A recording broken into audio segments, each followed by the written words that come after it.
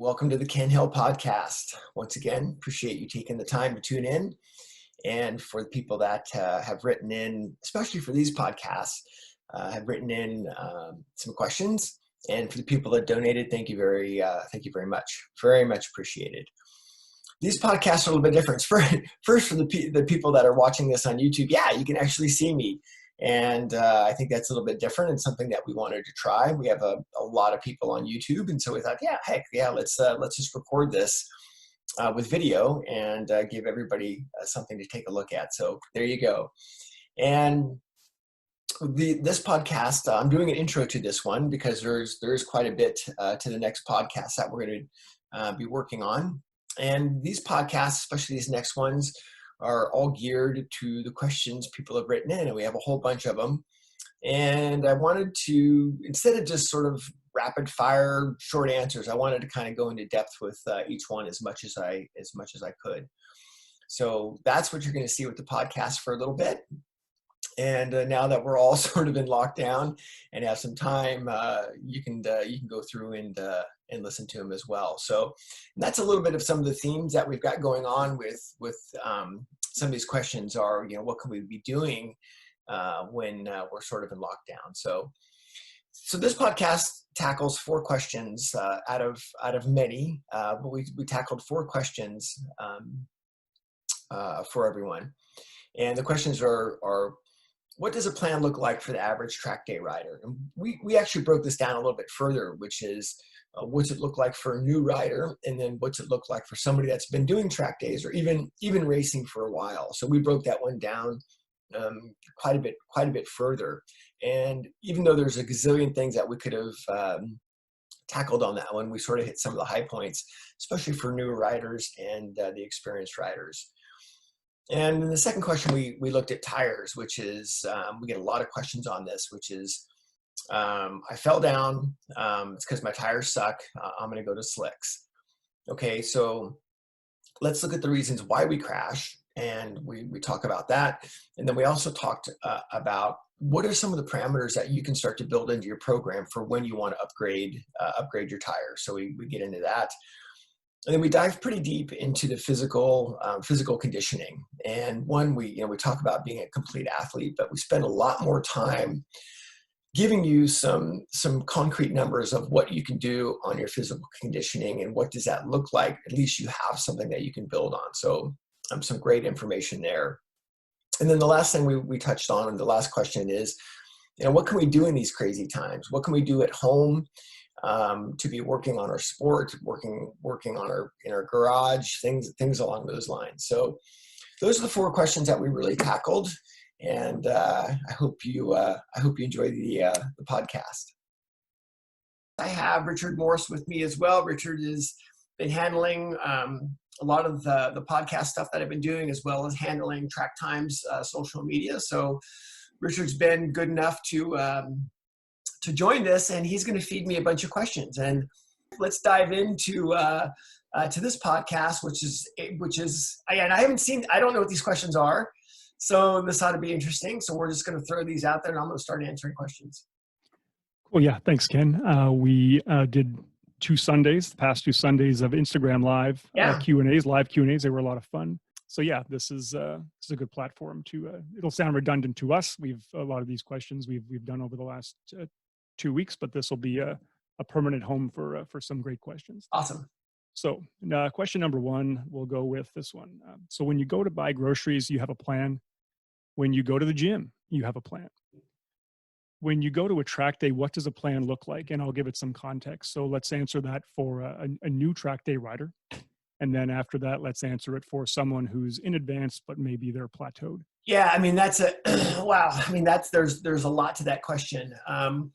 And so to start off with that, you're spot on, right? Yeah, you go to the store, you typically have a shopping list, or you have things that you know that you're going to go buy, right? That you have something that's proactive that you're going to do. And it's the same thing that when we look at going to the track. For new riders, it can be a lot, whether maybe they've never been to the track. So everything is new. The experience of unloading their bike, the experience of going through registration and going through tech and what are the tech requirements, and then the riders meeting and all this stuff going on. And it's quite honestly, it's incredibly intimidating. It is nerve-wracking.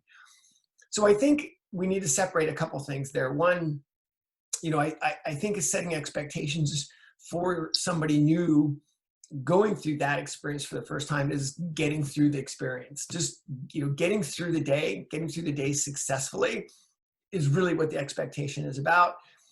And absolutely don't be afraid to ask for help, whether, and hopefully it's before the day, whether you reach out on some of the forums or maybe some of the riding clubs, ask to buddy up with somebody to help them take you through this very nerve-wracking environment.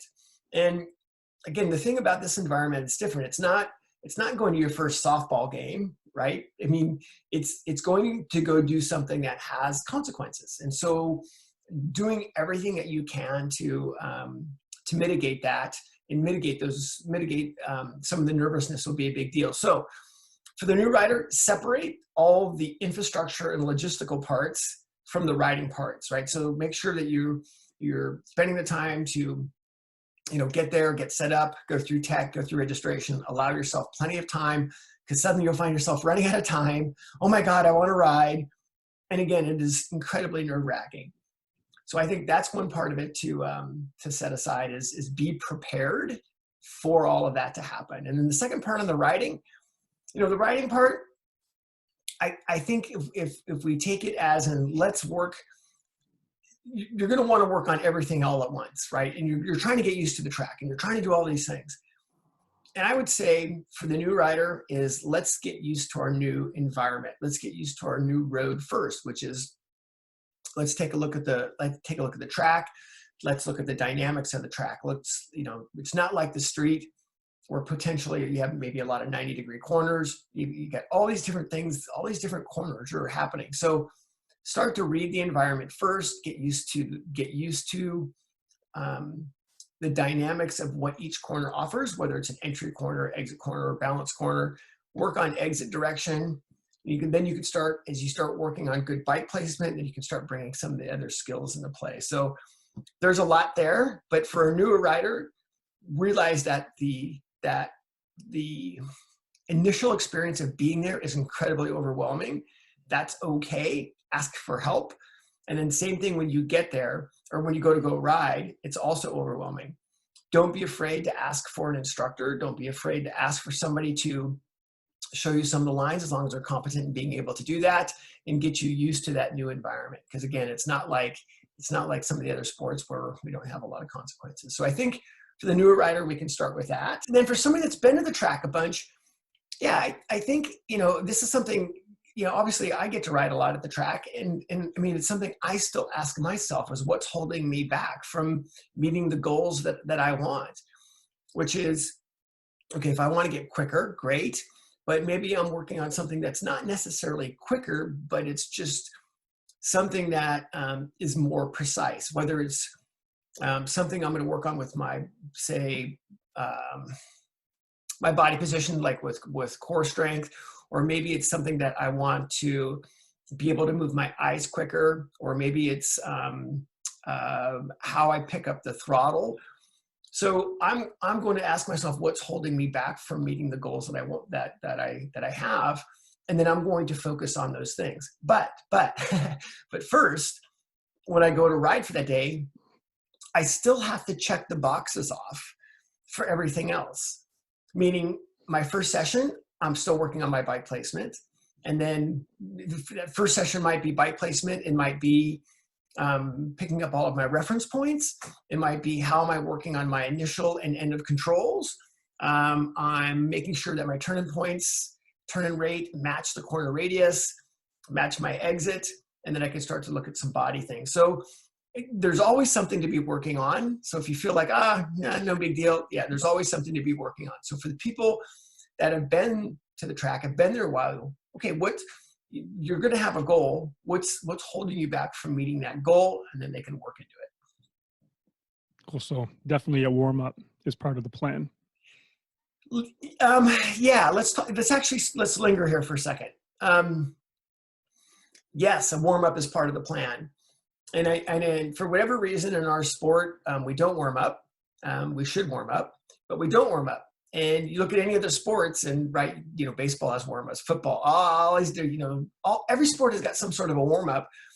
But no, we go out, we jump on our bikes, and we expect to be at our lap record on the second lap, right? It just does not make sense, right? And here, we're taking a 400 or whatever pound motorcycle and hurtling it through space and trying to do all these things. So yeah, warm-ups are incredibly important, whether it's before you get on the bike, getting your heart rate up a little bit.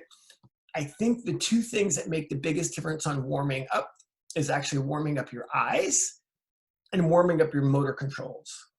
So it's very difficult to find precision when you're at pace. It's very, very difficult to do that. So finding that before you get on your bike, and I'll simply, it's like, if I go to roll out in the hot pits, I may have done some things on my bike before I got on it, which is I'll feel the brakes. The bike might be idling, and I might add some throttle, but I'll add some throttle movements very deliberately and smoothly. Same thing with the brake as I roll out the hot pit, how I go to the brake, how I release the brake, I'll build some brake pressure. If I'm at a day where I can run some brake drills, I'll absolutely go do some brake drills before I go out on track. So yeah, I'm doing some warm-ups before I go out there. Good. Second one is a great question, and I think a very common one. An intermediate pace rider has crashed, decides to blame his or her tires. Should they rush out and switch to slicks? Will they serve as added insurance? So yeah, the short answer to that is no. So, okay, let's look at the, there's 5 reasons why we crash. So let's kind of go through those pretty quickly. And I think it's important to realize that yes, there are reasons why you, the person riding the motorcycle, crash. And yes, there are things that are out of your control that you can fall down as well, whether it's a mechanical issue or another rider does something that maybe takes you out. So yeah, there are some things that are out of your control, but the things that are in your control, right? Lack of focus, lack of a plan, abrupt inputs, rushing direction, right? Making sure that we're not, trying to get the bike, rush the thing into the corner, not respect where the bike needs to be slowed and pointed, repeating a mistake, and overconfidence. So I think my personal belief is cold tires or worn out tires, that falls within those 5. I don't make a separate category for it. I think that that's just part of the whole lack of focus or even an overconfidence type of an issue. So realizing that, yeah, slicks for an intermediate rider, some of it really depends on the track and the temperature, the environment as well, because slicks take, when slicks are on tire warmers, your bike's on your stands and they're all nice and hot and sticky and you've had them on warmers for an hour and life is great. You pull them off warmers and you sit out in a hot pit for 15 minutes and it's 55 degrees out. Well, now your tire's cooled off. Your pressure's not at what it was when you actually had them on the tire warmers. So they have to get temperature back into them. The carcass has to be flexed and you're actually going to have a lot less grip. So, with slicks, I think you have to look at it as that you have to understand that they need force and temperature to be operated properly. That's why they're designed that way. So it can also mask a lot of issues. Yeah, so just to kind of give some context to this is, I ride street tires a lot. I ride Dunlop Q3 Pluses. I'm such a big fan of them. When we do training, we train our riders with the Dunlop Q3 Pluses. They're just a consistent tire, and you can go really quick on them. And the way that we look at that is when we start to think about whatever the lap record is for your bike, you should be able to be within, say, 10 seconds of the lap record for your bike on a street type of a tire. And that should be okay, right? You should be able to be, the tire's going to have enough grip to be able to do that. When you start getting below that sort of 10-second range, then yeah, you can start maybe looking at something. So if you're going to a track and you're 20 seconds off your bike's lap record and you're wanting to put slicks on, I don't think that's a good move. I mean, I think that you can stick with something that warms up quicker. Street tires are going to warm up quicker. They're going to last longer. That it just takes some less brain space.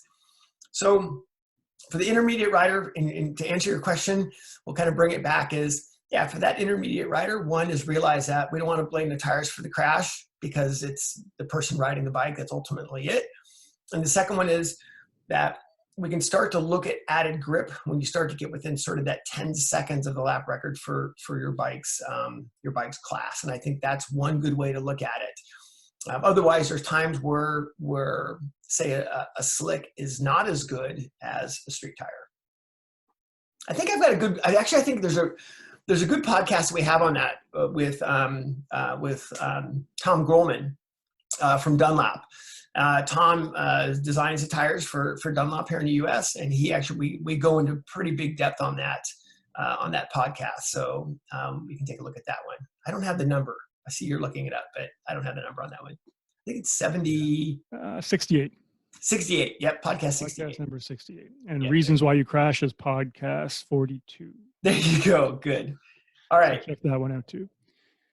We can move on to another one. And this is one that we've definitely exhausted over the last 2 Sundays. Let's do it here. A lot of questions on physical conditioning, the importance on becoming a complete athlete. So how important is it? Why is it so important? And are there different verticals of conditioning that are more advantageous than others for riding a motorcycle? And I guess, you know what, let's throw some talking points on nutrition in there if you have experience with that and Moto America riders, if you want to talk about that. Yeah. So I think, yeah. So let's let me start wide and bring it in. When we look at our sport, first thing, notice what I said, it's a sport, right? This is an athletic endeavor. So start thinking of yourself as an athlete.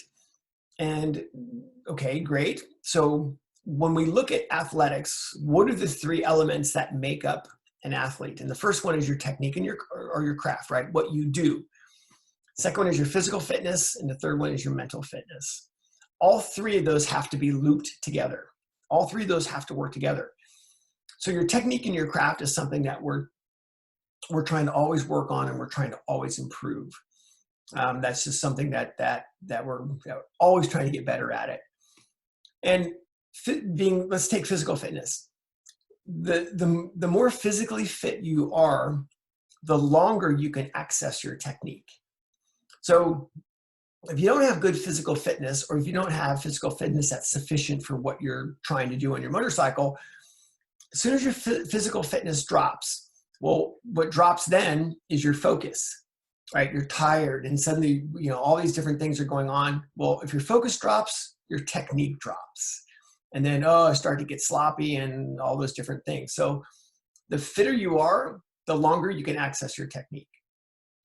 The mental fitness part is simply being more mentally fit so you can access your technique on demand. Thinking about it this way, right? If you're going out for a session or you're going out for a road ride, everything's going on, and then you look at your cell phone and you just got a cruddy email from something at work, or something's going on, and then now because your focus is on that, it's taken away from the focus of your task at hand, right? It's taken away from something that you're going to go do. So you blocked your access to that. Same thing whether there's something else going on in your life that your ability to think about what you're going to go do gets blocked. So we want to work on our mental fitness. And the thing that we've worked so much on, I would say the last 2 or 3 years on the mental part, it starts with compartmentalizing your outside world from your motorcycle world. Because there's so many things, right? We're in this on-demand society. Everything, we need everything, information now. You need to be online all the time.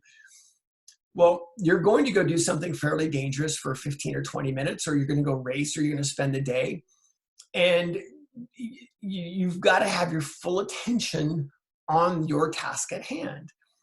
So separating your non-motorcycle world from your motorcycle world so you can go accomplish that is what we're after. And we simply have just an initial focus trigger to make that happen. So getting something that turns your focus on, as well as a refocus trigger when you're out on track. So I think that just starts this conversation. So then to answer your question about some of the things, what can we do? Okay, great. What can we do? And now we're in a really good position. Like now today, I just got back from a 3-hour bicycle ride today. I did my PT this morning. I did my stretching. I did some mental fitness stuff as well this morning, which was simply visualizing. I actually was visualizing some laps of some things that I want to work on in my own riding. So I spent probably 15 minutes doing that today. So when it comes to, let's look at the physical fitness part first, because that's what everybody's sort of wanting to jump to. The way that we'll look at that is if you're going to go to a track day and you're going to go do 7 20-minute sessions, we want to start building up some cardio so you don't run out of energy on the sixth session. So if we're doing 20-minute sessions, we want to build up a good cardio base. The way that I look at it is I want to take whatever my sessions are and double it. So I want to have a good cardio base for 40 minutes, 45 minutes.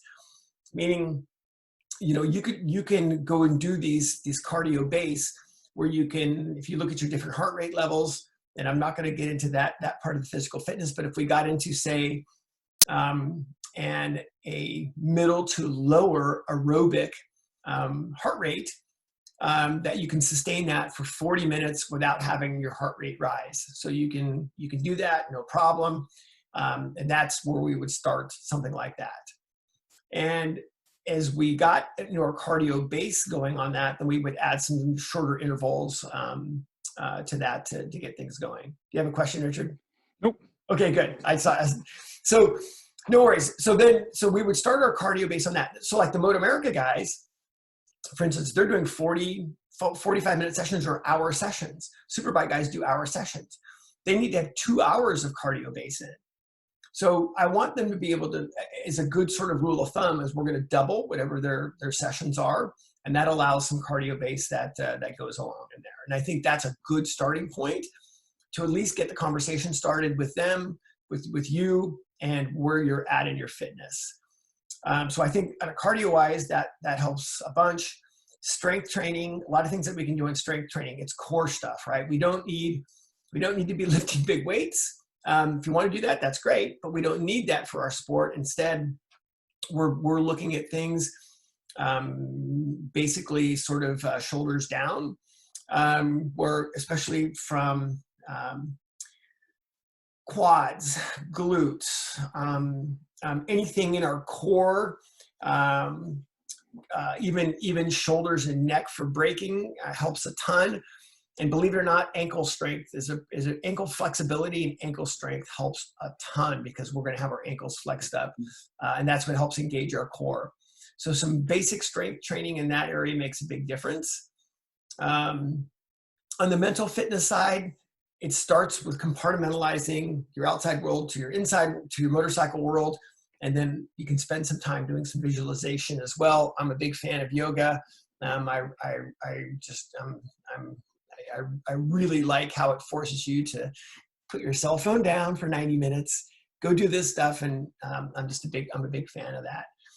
And then the last part of that, even though we sort of mentioned it, is still working on the technique and craft. It just never, I don't care if you're driving your car, riding your bicycle, there's always something that you can be working on on that plan. You can sit on your motorcycle in the garage, and work on your initial brakes, and you can work on your core as you turn into a corner. So there's always something to work on. I'm going to tag a question onto that as well that I just thought of as you were speaking. So if you look at MotoGP, most of those guys are the same body type. You had an extreme with Pedrosa was very short. Danilo Petrucci's a bigger guy, and then back in maybe 15 years ago, Ruben Zaus is really tall. But is there an ideal height or body type weight that you have seen is more advantageous than or someone really tall at a disadvantage? Is that your question or a question? I'm just tagging it on because it has to do with. But yeah, I'm obviously a taller rider. Yeah, because you and Pedrosa are about the same height, right? There literally is a foot. Is there more than a foot difference? There has to be more than a foot difference. He's 5'2", I'm 6'3", so. Okay, yeah, so there's more than a foot difference. Okay, so a couple things on that. Wherever you are, so for the audience, wherever you are, whatever body size you are, composition, height, whatever, it doesn't matter. You can ride and you can do great. So we've got a really great way of looking at the ergonomics, how you sit on the bike, and that's why ergonomics are adjustable, so we can adjust them to your deal. That's also why in MotoGP, most of the ergonomics on those bikes are completely custom ergonomics to each and individual rider. So yeah, custom gas tanks, clip-ons, rear sets, all that stuff is customized. So yeah, I mean, the bottom line is the trend is for smaller riders.